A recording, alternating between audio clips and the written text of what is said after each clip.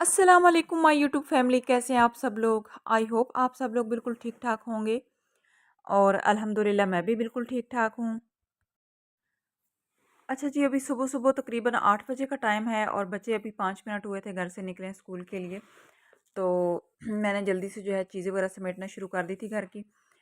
बच्चों के स्कूल जाने के बाद ना सबसे पहले मैं क्या करती हूँ कि बच्चे जो कपड़े उतार के जाते हैं ना, सबसे पहले तो मैं वो कपड़े इकट्ठे करती हूँ। मुझे लगता है घर में सबसे ज़्यादा खिलारा जो होता है ना, वो कपड़ों का ही होता है। कपड़े जब बिखरे होते हैं ना, तो घर बड़ा गंदा सा लगता है। तो सबसे पहले मैं कपड़े उठा लेती हूँ, जहाँ-जहाँ बच्चों ने उतारे होते हैं। कपड़े उठाने के बाद मशीन में डाल देती हूँ और मशीन लगाने के बाद मैं जो है ना बाकी सारी चीज़ें वगैरह समेट लेती हूँ। सबसे पहले मैं बच्चों का बेडरूम साफ़ कर देती हूँ। उसके बाद अपना बेडरूम और सबसे एंड पे टीवी लाउंज और फिर उसके बाद जो है ना किचन। लास्ट में मैं किचन में आती हूँ क्योंकि किचन में थोड़ा काम ज़्यादा होता है। तो बस लास्ट में मैं किचन में आती हूँ। किचन साफ़ करने के बाद जो है ना फिर मैं सालन मैंने जो भी बनाना है, तो बस उसकी तैयारी शुरू कर देती हूँ। अभी ये देखिए सुबह के टाइम टीवी लाउंज में यहीं पे क्योंकि बैठ के हम लोग नाश्ता करते हैं। तो ये चेक करें ज़रा खिलारा किचन का और टीवी लाउंज का। इतने बर्तन इधर-उधर से बिखरे होते हैं। जबकि मैं तीनों टाइम के बर्तन जो है ना अपने-अपने टाइम पे धोती हूँ। ये सिर्फ़ नाश्ते के ही बर्तन हैं और जो है ना बस बिखरे हुए तो ऐसा लग रहा है जैसे बहुत सारे बर्तन हैं। खैर जी, सारी चीज़ें वग़ैरह मैं अच्छे से ना पहले समेट देती हूँ। फिर उसके बाद बच्चों के शूज़ जो होते हैं, बच्चे अपनी चप्पल जहाँ-जहाँ पे उतारते हैं शूज़, वो वहीं पे रख के जाते हैं। जबकि मैंने एक जगह बनाई हुई है, इसके बावजूद आपको पता है बच्चे छोटे होते हैं ना, तो फिर वो बात को फ़ॉलो नहीं करते। तो बस फिर जब वो जाते हैं तो उनके पीछे मैं शुरू हो जाती हूँ, उनकी जो बिखरी हुई चीज़ें हैं उनको समेटना, अपनी-अपनी जगह पे रखना। अच्छा, मुझे बहुत ज़्यादा टाइम नहीं लगता ये सारे घर की चीज़ें समेटते हुए ना, मुझे ज़्यादा से ज़्यादा 1 घंटा या पौना घंटा, आप 1 घंटा कह सकती हैं। मैं 1 घंटे में ये सारे काम कर लेती हूँ, डस्टिंग भी मैं कर लेती हूँ और जितनी भी मेरे घर में बिखरी हुई चीज़ें होती हैं ना, मैं सबको अपनी-अपनी जगह पे सेट कर देती हूँ। और आप चाहे फ्लोर क्लीनिंग आपकी हुई हुई है, नहीं हुई हुई, लेकिन अगर आपकी चीज़ें जो हैं वो बिखरी हुई नहीं है, आपकी चीज़ें अपनी-अपनी जगह पे सेट है ना, तो आपका घर बिल्कुल नीट एंड क्लीन लगता है।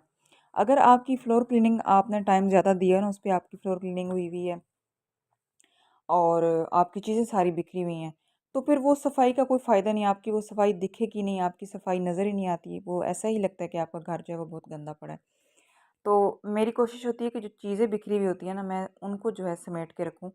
सारा दिन यही कोशिश होती है, लेकिन आपको पता है जैसे ही बच्चे स्कूल से आते हैं, बच्चे ज़ाहिर है छोटे हैं, तो उन्होंने जो चीज़ जहाँ से उठानी है वापस ला के वहाँ पे तो रखनी नहीं है। एक चीज़ उठा के दूसरी जगह पे लेके जाते हैं और वहाँ पे रख देते हैं। तो जब इस तरीके से बच्चे एक चीज़ उठा के दूसरी जगह पे रखते हैं ना, तो फिर घर में जो है ना वो गंद पड़ना शुरू हो जाता है। तो बच्चों को मैं समझाती रहती हूँ कि जो चीज़ जहाँ से आप लोगों ने उठाई है वापस ला के वहीं पे रख दो। लेकिन आपको पता है बच्चे फिर छोटे हैं ना, तो अभी बात को इतना ज़्यादा फ़ॉलो नहीं करते। आज पहले मैंने बच्चों का बेडरूम साफ़ किया और फिर उसके बाद मैं पहले किचन में आ गई थी। मैंने कहा था कि आज पहले जो है ना मैं किचन साफ़ कर लेती हूँ। वैसे अमूमन यही होता है कि मैं किचन लास्ट पे ही करती हूँ। किचन साफ़ करने के बाद फिर मैं साथ जो है ना फ़ौरन से पहले मैंने पहले से सोच के रखा होता है कि आज मैंने क्या बनाना है। सब्ज़ी वगैरह मैंने कट करके रखी हुई होती है और अक्सर नहीं रखी होती तो फिर मैं उस टाइम पे कट करती हूँ। तो बस फिर मैं आज जो है ना मैंने सोचा आज पहले किचन साफ़ करती हूँ और उसके बाद टीवी लाउंज। मैंने अपना और बच्चों का बेडरूम साफ़ कर दिया था और फिर उसके बाद मैं किचन में आ गई थी। अभी किचन साफ़ करूँगी। बर्तन वगैरह मैंने धो दिए थे और चूल्हा वगैरह साफ़ करने के बाद इसकी शेल्फ़ वगैरह अच्छे से साफ़ कर लूँगी और ड्रॉर जो है मेरे, आपको पता है मेरा किचन छोटा है, ड्रॉर में ज़्यादा बर्तन नहीं होते और कैबिनेट जो हैं उनमें भी मतलब बस ज़रूरत के इस्तेमाल के बर्तन होते हैं जो डेली इस्तेमाल होते हैं, तो उनको मैं साथ-साथ साफ़ करती रहती हूँ, तो इसलिए मुझे ज़्यादा डीप क्लीनिंग की ज़रूरत नहीं पड़ती। तो छोटा किचन होने का एक फ़ायदा भी है कि जो है ना आपका किचन नीट रहता है। बड़े किचन को मुझे लगता है शायद उसको साफ़ करना ज़्यादा मुश्किल है क्योंकि मेरे किचन में बर्तन बहुत कम आते हैं। बस थोड़े से कैबिनेट जो आपको नज़र आ रहे हैं इन्हीं के अंदर बर्तन हैं और इनके अंदर सिर्फ़ उतने ही बर्तन हैं जो मैं डेली यूज़ करती हूँ।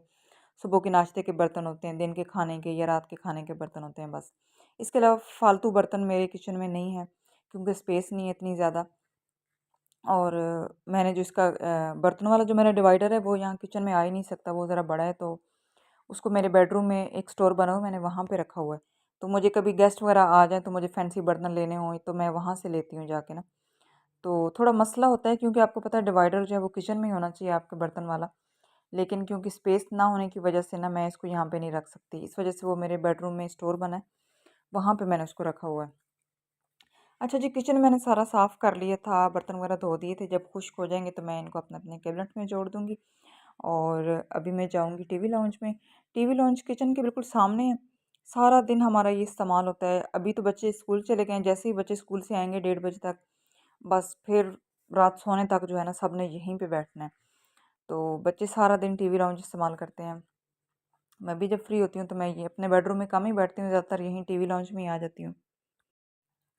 डेली डस्टिंग करने के बावजूद इतनी ज़्यादा घर में डस्ट होती है ना, पता नहीं कहाँ से इतनी ज़्यादा मट्टी आती है।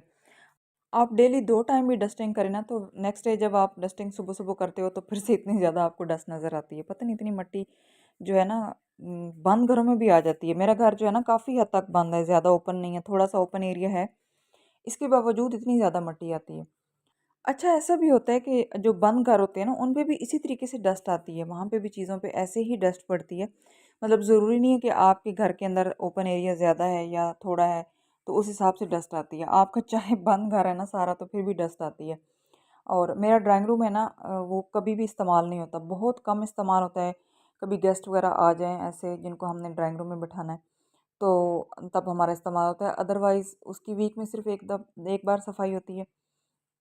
वो हमेशा बंद रहता है, लेकिन जब उसकी डस्टिंग उसकी डेली होती है, तो ड्राइंग रूम जो है वो मेरी हेल्पर ही साफ़ करती हैं। उसके नीचे कारपेट है और कारपेट से सफाई आपको पता है थोड़ी मुश्किल हो जाती है। तो वो मैं उसी से करवाती हूँ वीक में 1 बार। लेकिन उसकी डस्टिंग डेली हो जाती है, बाकी उसकी कारपेट की सफाई जो होती है ना वो वीक में 1 बार होती है।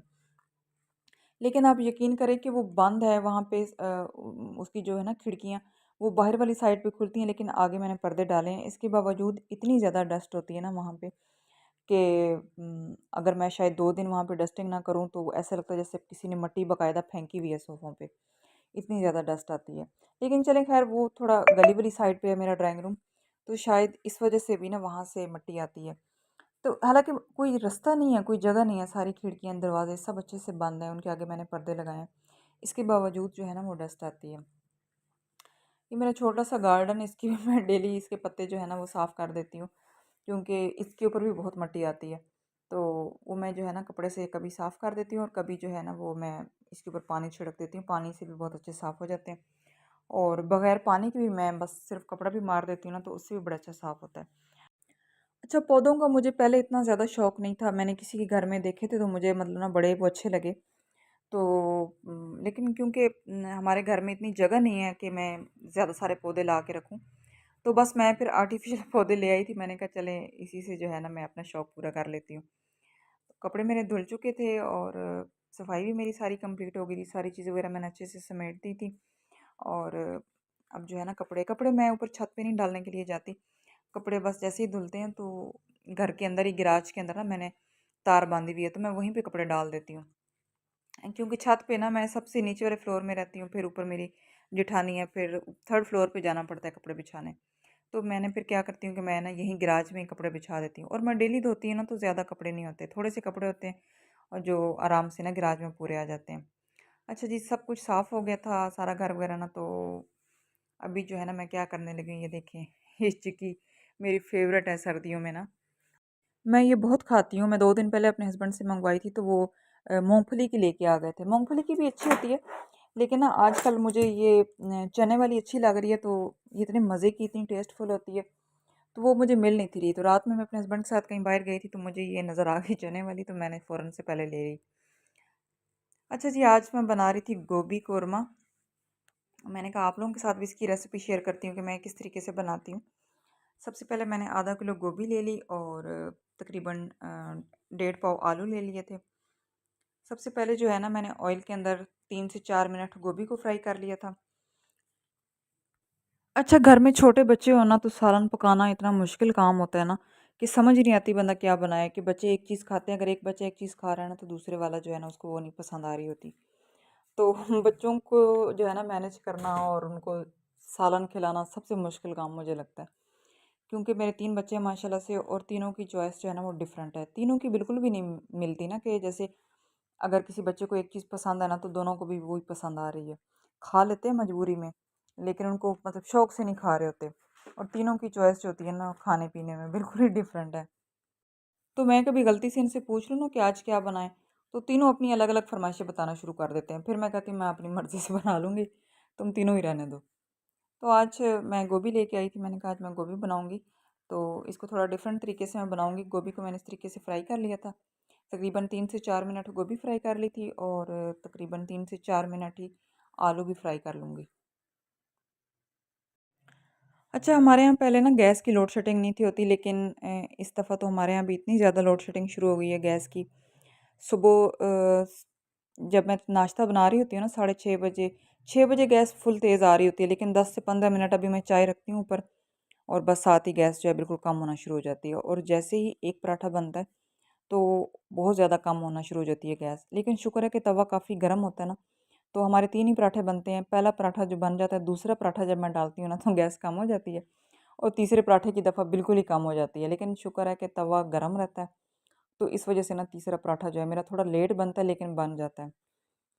और आप जल्दी कर नहीं सकते क्योंकि 6 बजे से पहले गैस ही नहीं होती। मतलब बड़ा अजीब-सा गैस का निज़ाम हुआ पड़ा है ना कि बिल्कुल ही गैस इतनी ज़्यादा लोड शेडिंग उसकी शुरू हो गई है ना हमारे एरिया में। मुझे लगता है कि हर जगह पे ऐसे ही है कि सारा दिन गैस। अब आज दिन की मैं रोटी बना रही थी, तो आप यकीन करें रोटी मैंने सिर्फ़ 2 रोटियाँ बनाई हैं और तीसरी रोटी मैंने तवे पे डाली और चूल्हा बंद हो गया। बिल्कुल ही गैस चली गई। हालाँकि ऐसा कभी नहीं हुआ कि चूल्हा बिल्कुल ही बंद हो जाए या गैस बिल्कुल ही चली जाए।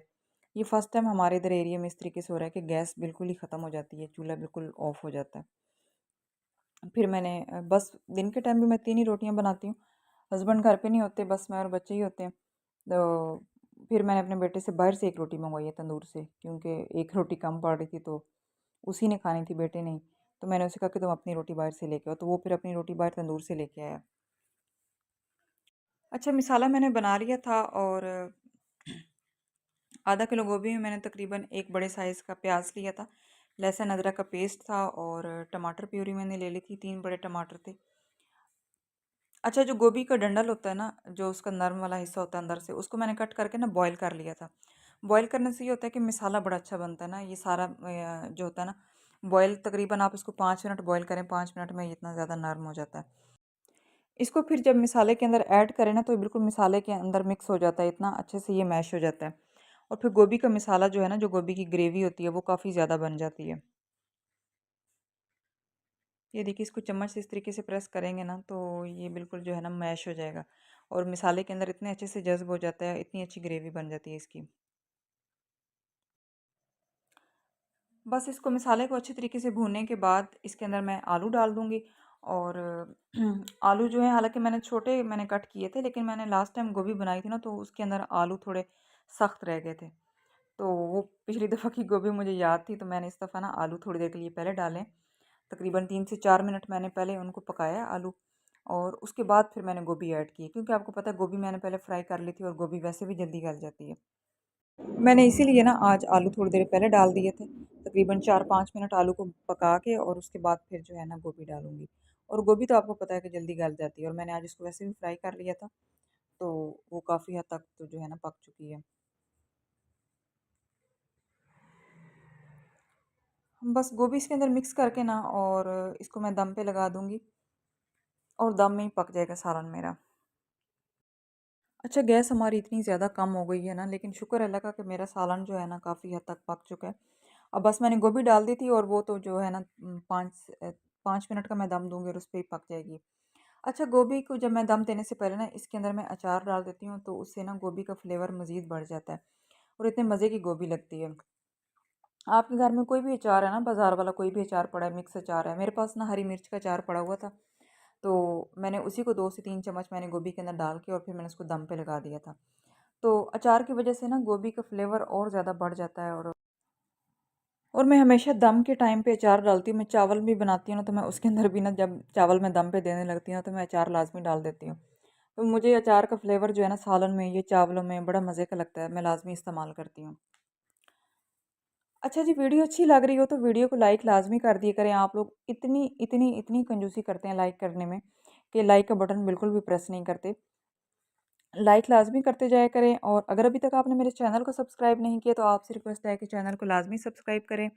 साथ में बेल आइकन को प्रेस करके ऑल के बटन पे लाज़मी क्लिक कर दीजिए, ताकि जब भी मैं नई वीडियो अपलोड करूँ, तो उसका नोटिफिकेशन सबसे पहले आप लोगों को मिले।